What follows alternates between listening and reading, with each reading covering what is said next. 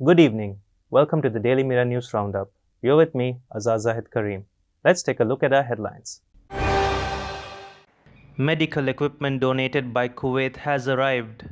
4 arrested with heroin worth rupees 10 million. Validity period of passes issued to deliver essential goods extended. Finance Ministry approves proposal of online liquor sales. UNP sends its leader Ranil Wickremesinghe's name to be gazetted as a National List MP. Shani Abhisekara granted bail. Now diving into these stories in detail. A consignment of medical equipment donated by Kuwait arrived this morning. The medical equipment weighed 2,489 kgs and packed in 100 individual packages. The Kuwait Red Crescent Society had sent this consignment of medical equipment to the Sri Lanka Red Cross Society. A group of officials from the Sri Lanka Red Cross and the Ministry of Health were present at the Katunayaka airport to receive the aid. Sri Lanka රජයේ ඉල්ලීම පරිදි කුවේට් රජයත් ඒ රටේ ජනතාව විසින් ශ්‍රී ලංකාවේ Covid රෝගය පාලනය කිරීම සඳහා අවශ්‍ය අත්‍යවශ්‍ය උපකරණ වෛද්‍ය උපකරණ තොගයක් ශ්‍රී ලංකා රතුල් සංවිධානයත් ඒ වගේම කුවේට් රජයේ රෙඩ් ක්‍රසන්ට් සංවිධානයේ මැදිහත්වීම මත ශ්‍රී ලංකා රජයට ලබා දීලා තියෙනවා.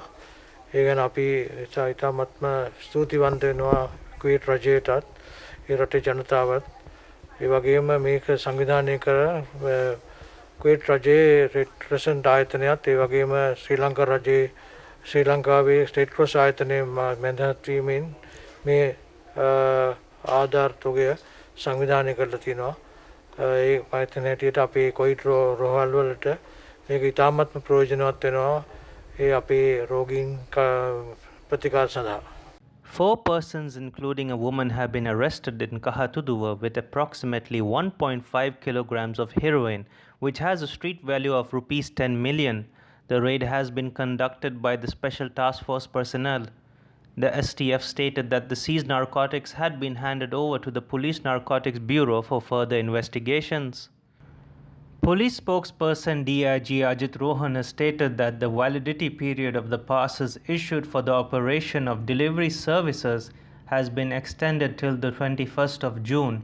He said that the validity period of the said passes was set to expire on June 14th. The validity of travel passes has been extended due to the extending of travel restrictions. DIG Ajit Rohana urged that the passes issued to supply essential goods to the public not be misused during the period of travel restrictions. සංචාරන සේවා ක්‍රියාත්මක වන කාලය තුල මහජනතාවට delivery සේවා මගින් සේවා සැපයීම ආහාර බෙදා හැරීම අප විසින් දිරුමත් කර තිබෙනවා. එමෙන්ම එම ඩිලිවරි සේවා සඳහා විශේෂයෙන්ම ප්‍රාදේශීය ලේකම්වරුන් විසින් සහ අනිකුත් බලධාරීන් විසින් බලපත්‍ර නිකුත් කර තිබෙනවා. එම බලපත්‍ර පසුගිය 14 වෙනිදායින් අවසන් වීමට නියමිතව තිබුණා. එයට හේතුව 14 වෙනිදා සංචාරන නියෝගය අවසන් වීමට නියමිතව තිබූ බැවින්.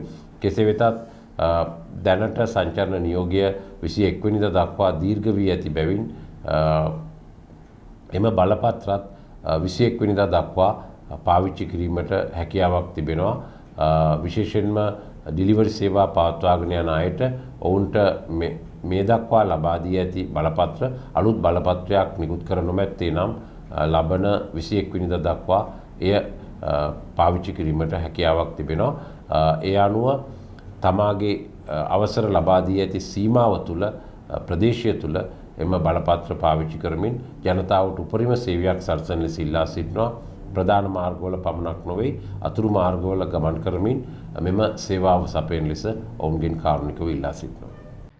The Ministry of Finance has granted approval to a proposal submitted by the Excise Department to allow consumers to purchase liquor online through supermarket chains. Though the police approval was granted by the Finance Ministry, Excise spokesperson Kapila Kumarasinghe stated that they will also seek approval from the COVID-19 task force. The Elections Commission today confirmed that the UNP had sent its leader Ranil Wickremesinghe's name to be gazetted as a National List MP. A member of the commission stated that Mr. Wickremesinghe's name will be gazetted immediately. UNP General Secretary Palita Range Bandara said that Mr. Wickramasinghe's name was handed over to the Elections Commission today. Mr. Wickramasinghe is to be sworn in as an MP on June 23, 2021. අප එක්සත් ජාතික පක්ෂය සඳහා පහුගිය මැතිවරණයෙන් ජාතික ලයිස්තු මන්ත්‍රී ධූරයකට අපි හිමිකම් කියනවා. ඒ හිමිකමට අනුව පක්ෂයේ නායක ගරු රනිල් වික්‍රමසිංහ මැතිතුමා පාර්ලිමේන්තු මන්ත්‍රී ධූරය සඳහා මැතිවරණ කොමසාරිස්තුමාට වෙත අදාළ ලියකියවිලි අත අපි බාර දුන්නා. මොකද ලියවිලි දෙන්නේ ඔබතුමාට නවතාවක පාර්ලිමේන්තුවට යන්න? ඔව් එතුමා පාර්ලිමේන්තු මන්ත්‍රී ධූරය සඳහා පත් කිරීමට මැතිවරණ කොමසාරිස්තුමා විසින් කළ යුතු කාර්යභාර ඉෂ්ට කරන්න තියෙනවා. ඒ සඳහා අවශ්‍ය ලේඛන අපි අද බාර දුන්නා. එතකොට මේ වික්‍රමසිංහ ගමනේ සිද්ධ වෙන්නේ කවද්ද? ඊළඟ පාර්ලිමේන්තු සැසියුම් දිනේදී ඒකට වෙනසක් සිද්ධ වෙයිද පාර්ලිමේන්තුවේ? ඔව් අපි බාර දුන්නේ 1යි ප්‍රතිඵලය 60යි. පැහැදිලි නේද? අපි බාර දුන්නේ මන්ත්‍රී ධූර 1යි ප්‍රතිඵලය 60යි. එහෙම වෙයිද ඇත්තටම? බලන්න ඉන්නකො. ඔබතුමා වගකීමෙන්ද කියන්නේ? බලන්න ඉන්නකො. ඉතින් වගකීමක් නැති දේවල් කතා කරන්නේ නැහැ නේ අපි. අපිට ඔක පැහැදිලි කරන්න මොකද්ද 60යි කියන්නේ? මේක මේ ඔබේ ප්‍රවෘත්ති වලදී පළ කරන්නේ එතකොට ජනතාව තේරුම් ගන්න මොකද්ද කියලා. ඔබට අපහැදිලි වුණාට රටේ ජනතාවට පැහැදිලි මේක. ආණ්ඩු පක්ෂයේ ඒ වගේම විරෝධ පක්ෂයේ දෙකේම ඉන්න බොහෝ දින සාකච්ඡා කරලා තියෙනවා. ඒවා ප්‍රතිඵල ඉදිරි කාල පරිච්ඡේදයේදී බලමු. දැන් ඔය ඔබතුමා කියන්නේ ඔය සමගි ජන බලවේග පිරිසක් ගැන නම් ඒ පිරිස කියනවා අවුරුදු 25ක් බලයේ ඉඳලා නායකත්වයේ ඉඳලා ඔය වගේ මේ කරගන්න බැරි වෙච්ච දේවල් පින් මන්ත්‍රී ධූරයකින් කරගන්න බෑ කියලා. මේ මන්ත්‍රී ධූරේ පින් එකක් නන් නෙමෙයි. මේක එජාපයට හම්බෙච්ච මන්ත්‍රී ජනවර්ම අනුව හම්බෙච්ච මේ මන්ත්‍රී ධූරයක්. අගමැතිකමක ඉඳගෙන එහෙම නැත්නම් මම හිතන්නේ පාර්ලිමේන්තුවේ මන්ත්‍රී ධූර 42ක් තියාගෙන ආණ්ඩුවක් ගෙනියන්නට පුළුවන් වුණා නම් ආණ්ඩුක්‍රම ව්‍යවස්ථාවේ වගන්තියක් සංශෝධනය කරන්නට හැකියාව ලැබුණා නම් අයවැය ලේඛන සම්මත කරන්නට පුළුවන් වුණා නම් එන රනිල් වික්‍රමසිංහ මහත්තයාට එකක් තියාගෙන 60ක් නිර්මාණය කරන එක බොහොම සිම්පල් වැඩක්. මම 60යි කියලා කිව්වේ ඊට වඩා වැඩි වෙයි. Former Criminal Investigations Department Director Shani Abhisekara was granted bail today together with Sub-Inspector Sugat Mendes.